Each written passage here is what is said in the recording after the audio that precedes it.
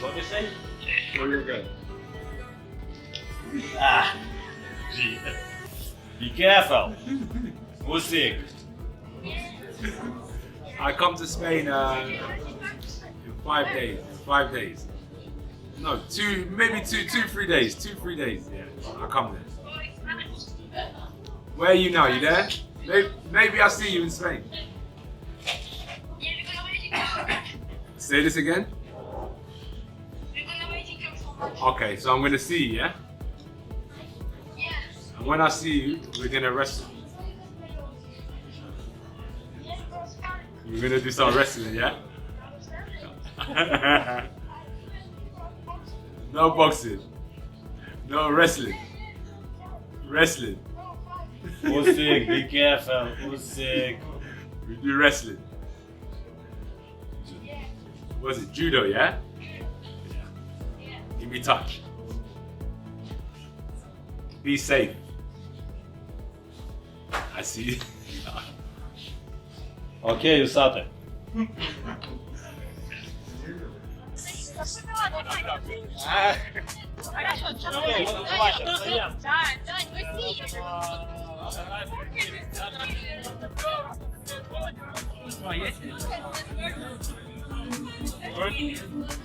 Good training.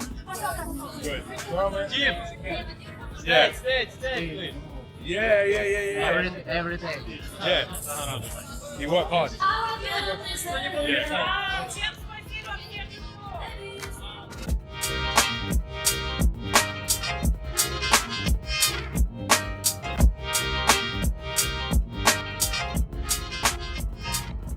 Lean back, both of you, if that's okay. Looking a bit more of a relaxed look. Amazing. Usyk. Gonna get you to crouch down a little bit, almost like leaning over. Charlotte, if you would go on the left hand side, please. Do women's boxing.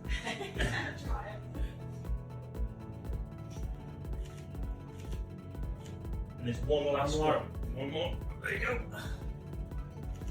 Perfect. One last one. Great. Thank you very much. Appreciate your time. Remember my red collar, you know, it's Ukrainian warriors. You have this. Yeah, it's like a similar, because it's 17th century Ukrainian Cossack who protected not Ukrainians, Rus, because time it's don't have Ukraine, but this yes, it's protect. Warrior. Yeah. Yes. Good size.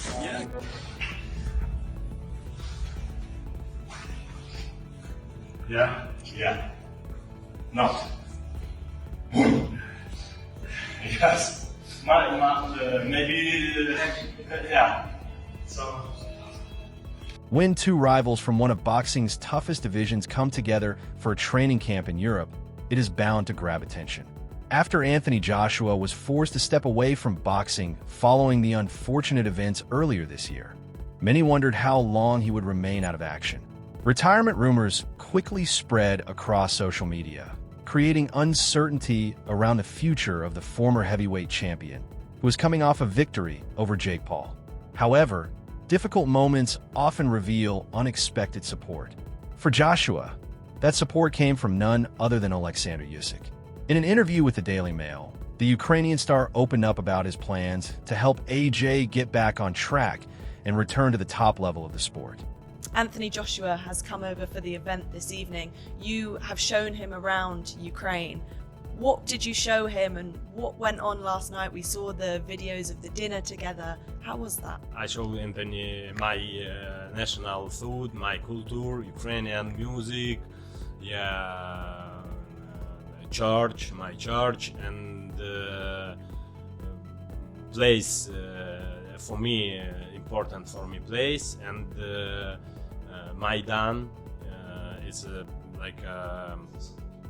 now is like a memorial, not only Ukrainian, who help Ukrainian, who protect Ukrainians, UK guy, European, USA, Australia, all world. We speak with Anthony.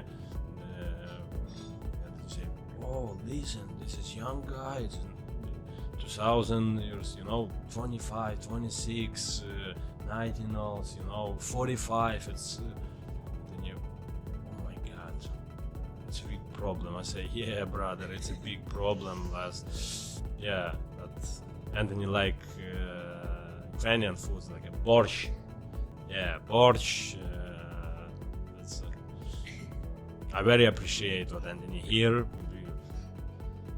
Now it's my big brother. It's not rival. It's not my rivals. It's not my opponent. It's my partner. It's my brother, AJ. He's my brother, not my rival. Usyk was open about his desire to help Anthony Joshua through a difficult period in his life. By offering support and welcoming him in a training camp, the Ukrainian showed that respect and friendship can sometimes matter more than competition. According to Usyk, Joshua's time training alongside him is about much more than publicity. He revealed that he has a long-term vision to help AJ rebuild, improve, and put himself in position to challenge for the biggest prizes in the heavyweight division once again. Have you guys watched your fights back together? Have you helped him where he went wrong in those fights?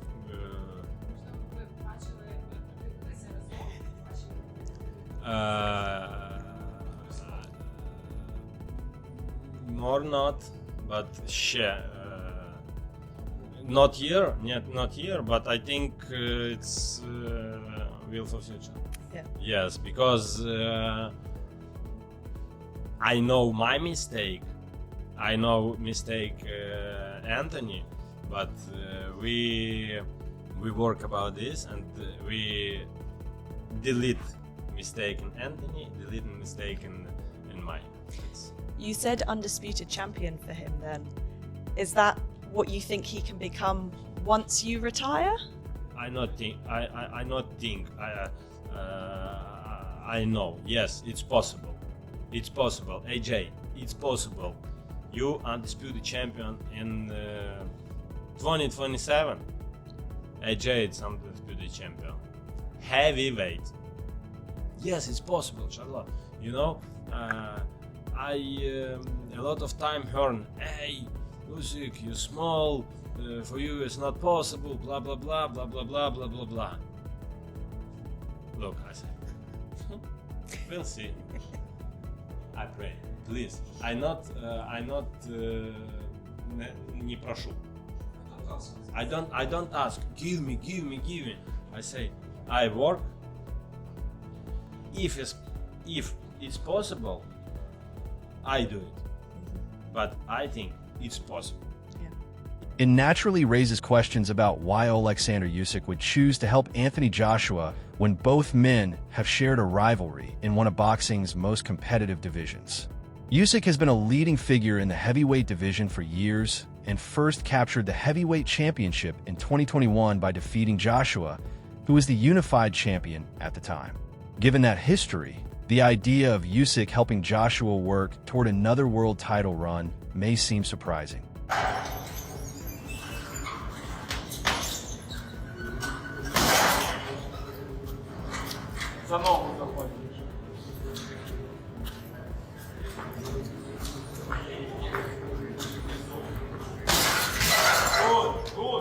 There may be a deeper reason behind Usyk's desire to help AJ return to the top of the heavyweight division. We already know that Joshua is being linked to a future showdown with Tyson Fury, potentially in 2026 or the year after. It is widely viewed as one of the biggest fights British heavyweight boxing could ever produce. What many fans may not realize is that Usyk also has unfinished business with Fury. I want a next fight with who winner, Daniel Dubois and maybe Wardley. You've been dominating the division for some time now. How much longer would you say you have in the sport of boxing? How much more do you have to achieve? 3. 3 years. 3 fights, 3 years? No, 3 years. Not 3 years. 3 fights. Three more fights. Will any of so you mentioned the winner of Wardley and Dubois, and Many people, including on this show, have said whether or not he's ready, we are interested in you and Atama. Do you think Atama could be ready to fight you before you say goodbye? No, I not wanna fight with Itauma because it's young guy. I not wanna break this guy. This is guy like. What about Ajit Kabayel? Is he on your radar? Is he part of that hit list of your final 3 fights? Listen, Rico, this is first.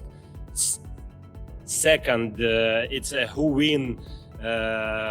Wardley or Dubois? Wardley Dubois. Yes, Dubois. Yeah, and third fight, it's my friend Greedy Belly Tyson. Back to Fury. Usyk remains interested in a trilogy bout with Tyson Fury, but that matchup may have to wait given Fury's reported plans for a future fight with Anthony Joshua. Before any potential showdown with the Gypsy King, Joshua is expected to face Christian Prina in a tune-up contest. Speaking with Ring Magazine CEO Rick Reno, AJ discussed the possibility of finally meeting Fury in the ring. He also addressed an incident in London following Fury's recent victory over Arslanbek Makhmudov, when he chose not to enter the ring afterward for a face-off. Joshua explained his perspective on the situation and why he decided against creating a post-fight confrontation with the Gypsy King. Back in April, Yes, you were ringside for Tyson Fury's I return. was, Rick. I was. And after the smoke had cleared, he was urging you, just almost pleading with you to get in the ring. I guess he wanted a face-off of some kind.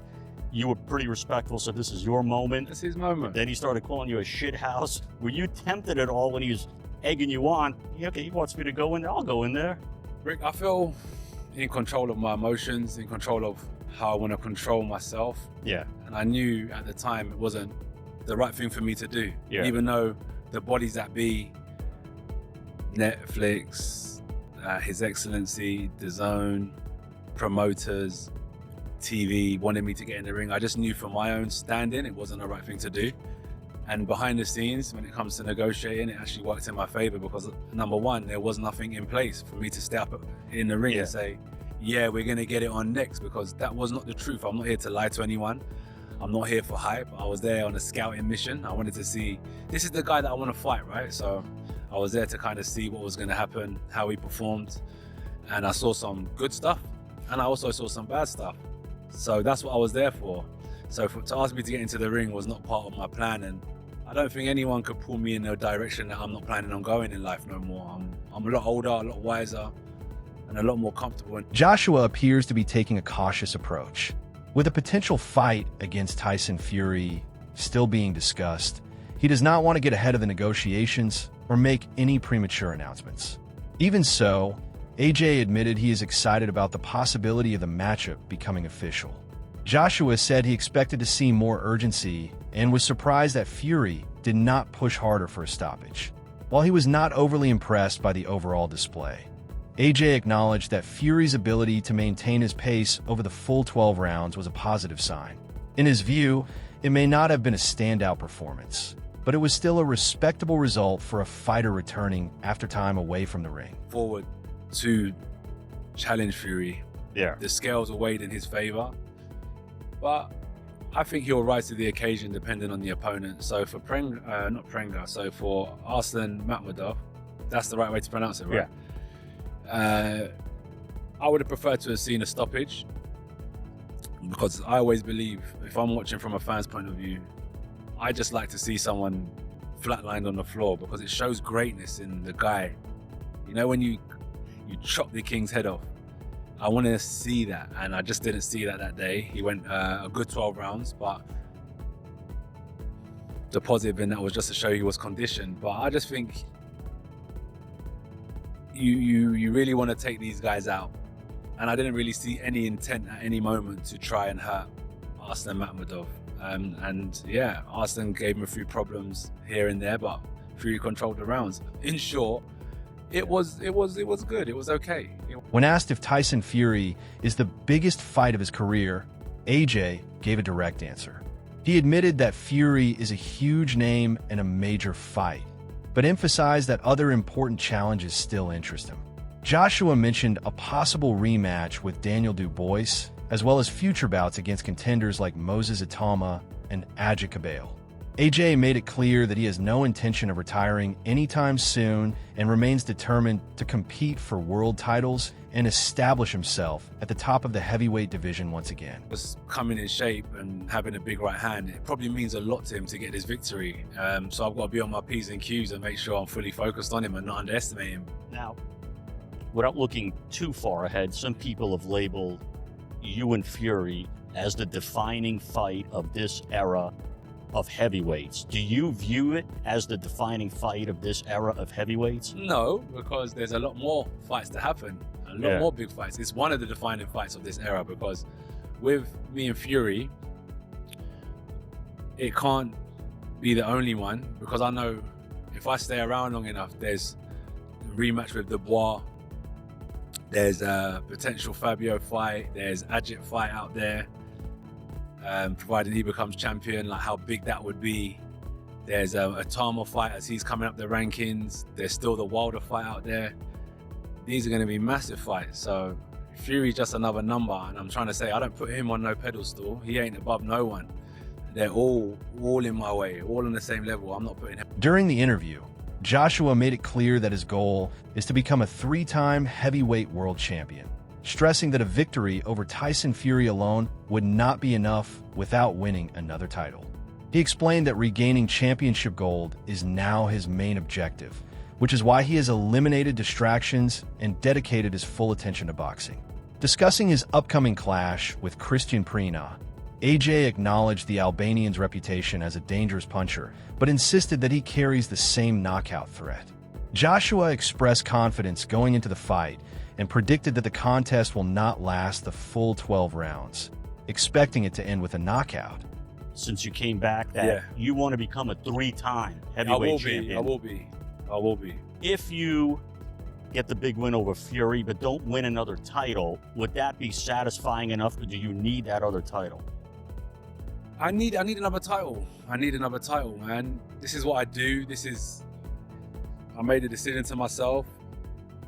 This is my purpose. This is what I'm talented. I'm quite smart. I can do a lot of things. But I'm going to use all my energy and align my focus to just being champion again. I spread my focus a bit over the years, and I've just had to really spend time re-challenging my focus, and I know I can do it. I know. Remember, I started boxing and I was able to move up the ranks pretty quick, because when I'd make a decision, when I lock things off in my life, which I did when I was younger, I said, yo, that's enough. I'm getting rid of that and prioritizing this. I can do a lot, and I've done that again, and I believe that will be my recipe for success. And in closing, you got a dangerous knockout artist in front of you. So is he. What can people expect? So is he. What can people expect? You know what I'm saying, Rick? Yeah, it does work both ways. It works both ways. Good luck to him. July the 25th. Do you expect this fight to It end won't before? go. Yeah, it has to. Do you know why? Because it's just what we do. It's what's expected of us. It's what's expected of us. It's what we do, and it's what we're capable of doing. It's not a surprise to do what is already ordained upon me as a heavyweight, to hurt, to knock people out. I'm gonna do my best. Trust me, I'm gonna do my best, and I believe in myself. And it's nothing against him. This is about me. I believe in myself, and I don't think it will go 12 rounds, because we're both good. We both have. The boxing world is already looking ahead to this potential showdown, and the Ring Magazine podcast shared its thoughts on how the fight could unfold. Max Kellerman offered an interesting perspective, naming Tyson Fury as the favorite if the matchup takes place. Kellerman believes Anthony Joshua may enter the fight with a more relaxed and aggressive approach because the expectations would largely rest on Fury's shoulders. He argued that Fury has established himself as one of the leading heavyweights of this generation, meaning the pressure to deliver would be on him. Kellerman also referenced Fury's difficult outing against Francis Ngannou, suggesting it showed how a disciplined and determined Joshua could create problems. But speaking of pressure, who is under more for this fight? AJ or Fury, right? It's Tyson Fury, clearly. because he will be the big favorite coming in.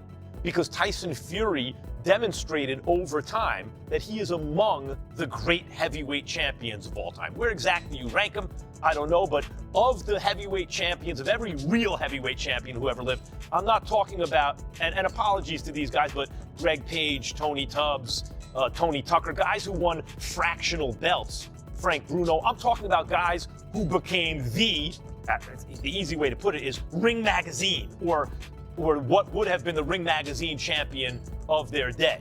Even among those guys, Tyson Fury is special even among those guys. AJ is not considered like that, though he is a big star. So Fury comes into this fight really with everything to lose. He's expected to win. That should allow AJ to fight a looser fight than he would otherwise. Like in this scenario, not that it's as extreme, but AJ is the Jake Paul and Tyson Fury is the AJ, in the sense that, man, it's bad for Tyson Fury at this point if he's upset by Anthony Joshua. And think about what it would mean for Anthony Joshua's legacy if he would win this fight. Like, it would finally prove the naysayers, and I'm looking at you, Shady, I know you're watching somewhere. It would finally prove the naysayers wrong about Anthony Joshua, because people love to focus on the lowlights of Joshua's career, not at the highlights of his career. This is a guy who not only beat Klitschko in an all-time great heavyweight fight, by the way, considering the stakes, 100,000 people watching, the previous era's champion against the heir apparent at that moment. He also beat Povetkin, who was an Olympic gold medalist, super heavyweight Olympic gold medalist. He beat Joshua Parker. Yes, he was knocked out by Andy Ruiz. He was stopped. But Andy Ruiz is a very good fighter, and everyone always knows that Ruiz is a good fighter. Kellerman also believes Fury is operating at a higher level than AJ right now, which is why he would enter the fight as the favorite. At the same time, he criticized Fury for occasionally failing to be fully prepared, pointing to his difficult performance against Francis Ngannou as an example. Kellerman feels this is where Joshua could capitalize, using his power and aggression to try to change the fight early. He also argued that AJ often performs his best when facing pressure and high expectations. Against Tyson Fury, Kellerman believes Joshua could thrive in that environment and produce one of his strongest performances. In his view, those factors may ultimately have a major influence on how the fight unfolds. Anthony Joshua, they're both still there. They create the biggest fight, at least the biggest event in British boxing history. And I think there is a sense that while the event will be the biggest in the history of British boxing, that Tyson Fury is closer to the peak of his powers than AJ, and even that the best version of AJ was not as good as Fury. However, as my predecessor at HBO, Larry Merchant, famously said, boxing is the theater of the unexpected. So I want to talk about what at least most of us might not expect at first. The question is, if the headlines are the morning after the fight that Anthony Joshua actually won, how did it happen? Well, look, I don't think Tyson Fury will be underprepared as he was against Francis Ngannou. But what the Ngannou fight did show is that at least an underprepared Tyson Fury can be bothered by a big, strong, determined heavyweight. Now, that same Francis Ngannou fought Anthony Joshua and was almost decapitated in that fight. Joshua, I believe, at least his career has become underrated, if not the fighter he is now. Because people look at the Jake Paul fight, and look, he went that many rounds with Jake Paul, severely undersized, very inexperienced. Clearly he's on the downside, except that the amount of pressure going into that Jake Paul fight on Anthony Joshua. Jake Paul's a big, strong guy. At guys over 200 pounds, he's throwing knockout shots. You get caught, you can go to sleep. I don't care who you are. So imagine Anthony Joshua getting hit with something stupid by Jake Paul and losing that fight. It would be unimaginable. So he had to fight in a way a little bit less than his best self. That will not be the case against Tyson Fury, who comes in as the favorite, who everyone understands if Joshua loses to Fury, no big deal. It's not like losing to a guy like Jake Paul. I expect to see whatever AJ has left, the best version of it again. That's all for today's video. If you enjoyed it, be sure to leave a like, subscribe, and ring the bell so you never miss any of our upcoming content. Don't forget to share your thoughts and predictions in the comments below. Stay tuned, and we'll catch you in the next video.